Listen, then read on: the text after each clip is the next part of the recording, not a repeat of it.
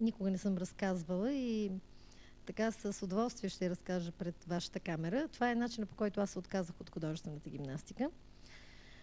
Първоначално 1982 година след Европейското първенство в Ставангер, доста разочарована от реалната ситуация в спорт като художествената гимнастика, т.е. че не всеки може да спечели тогава, когато е играл най-силно, аз се отказах. Така, двете млади надежди бяха Диляна Георгиева и Даниела Гранчарова. Една от тях двете трябваше така да вземе моето място, заедно с Анелия Раленкова и Лили Игнатова. В един момент Нешка Робева ми се обади и каза, че иска отново да продължа да тренирам. И аз се върнах в залата. Дойде септември месец, когато трябваше да пътуваме за Световното първенство в Страсбург. В един от поредните конфликти Нешка Робева ми каза, че за да отида на Световното първенство, ще трябва да отида на Балканярата в Гърция, в Серес, и да се докажа, като победа Даниела Гранчарова и Диляна Георгиева. Аз се обърнах типично в моя стил тогава и казах, когато Даниела и Диляна спечелят толкова медали, колкото аз съм спечелила от световни европейски, тогава ще ходя да се боря с тях на Балканята в Серес. Събрах си багажа, казах и, че напускам, че няма да тренирам повече. Тя ми каза, утре автобусът тръгва в 6 часа след обяд от стадион Васил Левски. По това време вече аз бях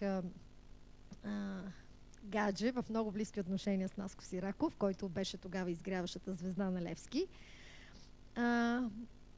И по същото време, на другия ден в 6 часа им започваше матча Левски-Латфорд.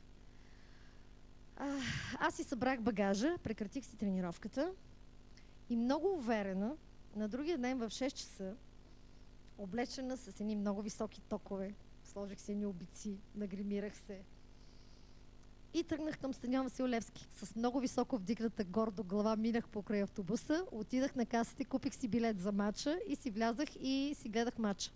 И Наско ми беше казал, че задължително трябва да отида на Балканята и трябва да участвам на Световното първенство. Никой няма да забравя физиономията му, когато ме видя.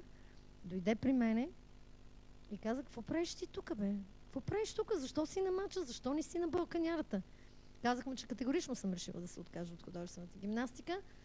Но най-интересното се случи след това.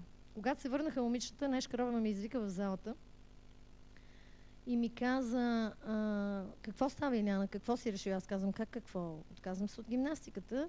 С голямата надежда тя ще каже, как така ще се откажеш? Идва световно, ще играеш. А тя просто се обърна и каза, ми добре, щом така си решила.